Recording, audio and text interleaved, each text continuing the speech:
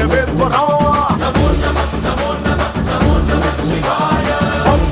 பம்பை தட்டு பஞ்சபூதம் யாவும் பட்டு எதிரொலிக்க வேண்டும் எங்கள் குண்டலீஸ்வரா